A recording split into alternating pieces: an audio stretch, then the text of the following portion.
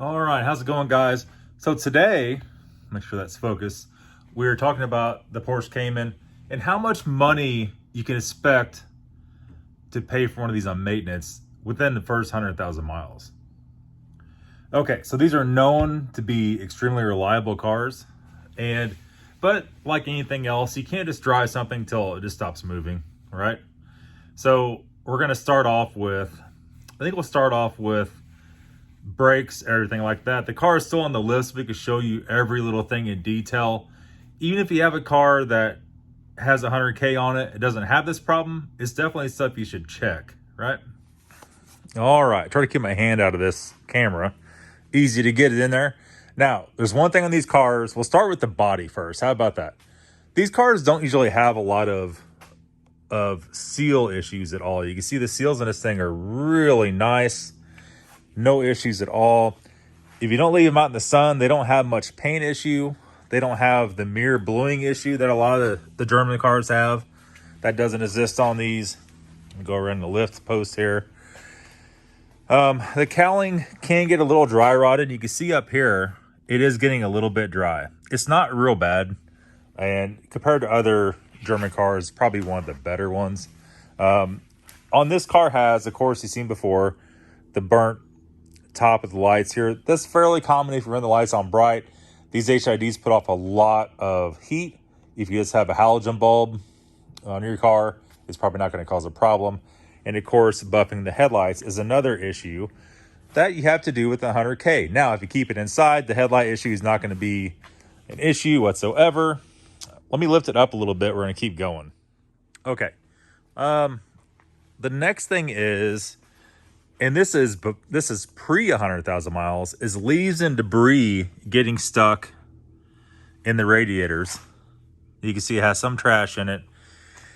But what you're going to have to do, come in here every so often, take a vacuum cleaner. You're going to have to suck that crap out of there. It's got a big scary bug stuck in that. And things like that. Like I said, if you drive a lot in the fall, especially where you're driving through a lot of leaves, that's eventually going to cause an issue. And then we'll move on over here, since we're right in front of her face, is the brakes. At 100K, you'll be on probably your second set of brakes. And these big Brembos, you can see it has a little bit of scarring on the rotors. Depends on how you drive, depends on where you live. There's a lot of variables to it. You should be able to get 50,000 miles out of one set of brakes. Now, with these Brembos, what we noticed on this and on the M5 is by the time the brake pads are wore out, the rotors are getting pretty trashed too. The brakes aren't real expensive for this car. It's about $400 for the whole set, all four rotors, all sets of brake pads for ceramics, so don't turn your wheels black. And then it's pretty simple to do too. So the next one is the lower control arms.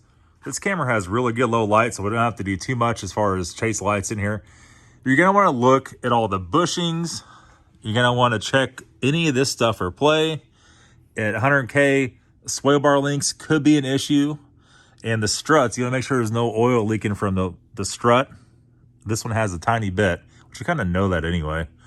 That's all stuff you want to check out for sure. Same with the other side. While you're under it, looking at it, you want to go ahead and check out your under tray. Make sure none of that's ripped up, having any issues. I almost forgot to, this car we actually did the tie rod ends. Had one that was wore out. This car is 126 on it, so to give you a judge of what we're looking at here. Tires, you'll be on your second set of tires. You'll be worn out your second set of tires by 100K.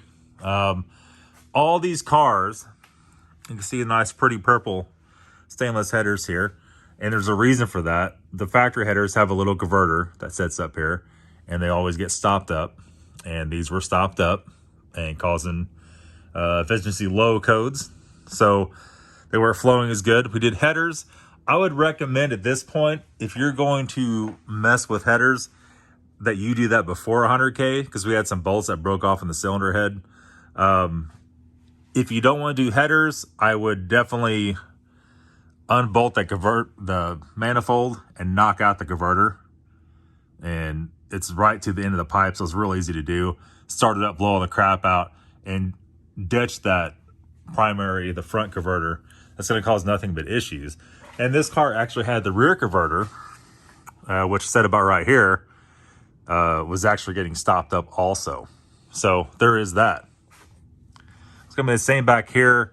Check all your rear sway bar links, your lower ball joints, control arm bushings, all that kind of stuff. You go up here and check your CV axles, give them a twist, give them a jiggle, make sure there's no play in any of that. If you have a manual transmission, it's probably never been changed. Be a good time to do the fluid at that point in time. If you have an automatic transmission, it should have been changed once already at 100K. 100K would be the second service. There's videos up on this channel of that and on how to do that, what fluid to use. That's not that expensive. In the rear, always check your sway bar bushings, all that kind of thing. Your engine mounts, one sits right there, one sits right there. The other one sits, well, you can't really see it, but it sits up there. Up here in the front, you take this underpin piece out. Then you can see your water pump, your thermostat, your belts, your pulleys, or you could take the panel out behind the front seats and service all that too. At 100K miles, in my personal opinion, the belt and the pulleys, I don't really care if they look bad or not. I would do new set. That way you're not having any issues. It's also time for the thermostat and the water pump at 100K, all your maintenance stuff, right? Oil change, if you're waiting 100K to do an engine oil change, you got bigger issues. These are the easiest cars to do those on. I like to do these every 5K with synthetic oil with a good name brand filter, preferably OEM filter, a MAN or something like that. You never have any issues. Now, a lot of guys reporting issues with these lines failing, but I think that's a lot past 100K. Might be something to look into. This car doesn't really destroy coolant lines very easily. They're not like other cars where 100K, you better do it or you're going to have problems. I would say you get around 150, 180K to do all the coolant lines would probably be a good idea, just so you never have to worry about it. You can see a little better right there, that strut's leaking. I know this car needs struts. I mean, there's no mystery in that. Like I said, a lot of that's going to depend on where you're driving and what you're doing with it. If you're hitting a lot of potholes and a lot of stuff like that, you're going to need a lot more maintenance, no doubt. Before I let this thing down, also, your ignition coils and coil packs, I can't really see them from this angle. I know, weird angle, but they're up here. They're not very expensive on this car. I would say the spark plug should have been done once already at 100K. Your ignition coils, 100K is a good mile marker to do those at. Just to make sure you never ever have a problem with it. The last thing you want to do is be out somewhere and start having a misfire and you're trying to drive it home and the EGTs are up and you take a chance on damaging the engine. Okay, as far as inside, let's see if this camera's going to work in here because it's pretty dark. Yeah, it will. So inside, a lot of these cars, interior issues are very minimal, but a lot of them do have the plastic coating on a lot of the parts like this that'll start peeling off. There's different sprays you get for that. A lot of guys just take it off with WD-40 and a piece of Brillo pad and will take it off and just leave it black plastic. Of course, this car's had the carbon fiber console done. And things like that. These cars do suffer with headliner issues a little bit. Look how granulated that picture is. Or it looks on my camera, on the screen at least. This one's been redone. You can redo it with Alcantara, whatever you want. They don't really have a lot of other issues on the inside. They're pretty well-built cars overall. There actually was a few reports of window regulators going out on these, but I haven't ever seen that. I'm not saying that's not possible, but it's not as common as one would think. The next thing is a little bit of carpet fading up here if you park it outside a lot. This one has a little bit going on, but you kind of have to spec that. It's a 2006, so it's a fairly old car. Now, as far as IMS bearing on these Caymans, starting in 06, late 05, that was the first year of the Cayman, but the Boxster 987 cars didn't really have a problem with that. And a lot of guys are very misinformed on that. Very rare you have an issue with that. It's an updated IMS bearing, intermediate shaft. Now 986 cars had an issue with that, but that was easily fixable. if you're gonna buy a 986 car, don't be put off too much by it, right? The car has never had it done. It's getting to have around 100K on it where it needs to be checked out. If the car is a manual, you kind of need to separate the transmission anyway and inspect the clutch. If the car made it to 100K on the same clutch it came from the factory with, it's probably getting due.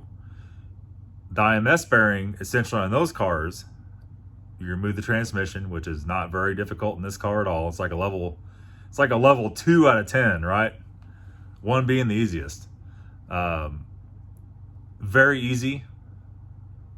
You pull that out, you pull the clutch off, and right there at that point, you could buy the little kit to extract the IMS bearing off the back of the engine and to replace it with the updated bushing.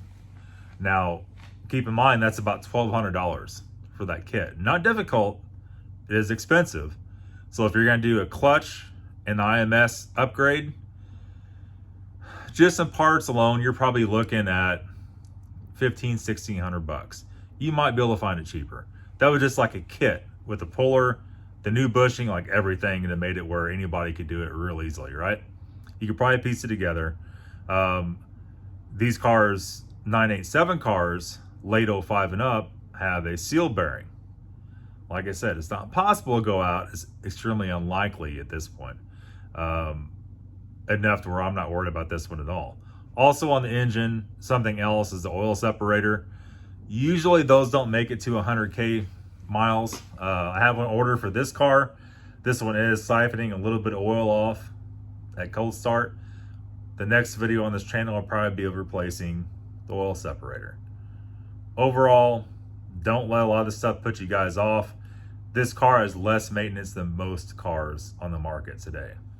Just a quick rundown, about 20 oil changes, 2 transmission flushes, control arms, your brakes. I'm counting everything except for the IMS bearing because that depends on what year you have. In 987, you're not going to have that problem. Not including a clutch because I don't know if you have automatic or what you have, and that goes against the fluid change. You're looking at about $2,500 for ownership for 100K miles. I tell you what, guys, there's not a lot of cars you could own for that price. That's not including fuel. That is including your oil changes, your brakes. That's including the whole brake job. Only one though. So I mean, if you did 2 whole brake refreshes, add another $400, you're still under $3,000. And that's doing the maintenance to the max. That's for if you replace a water pump, thermostat, belts, pulleys. That's even including control arms. That's not including struts because you don't know if you're going to have that problem. That's pretty much has everything included. $3,000 is kind of worst case. So I really don't know if you can own a Toyota for that. I have a Toyota. I don't know, you know, you're pushing the limits. These Porsches are very good cars. The build quality is very nice. The drawback is it's a 2-seater. Most of them are. Once you go up to the Cayennes and the Macans and the SUVs, all that maintenance stuff kind of changes a little bit, right? So don't be scared to buy one of these cars, guys. That's your cost of ownership for 100K. Have a good day. We'll see you later.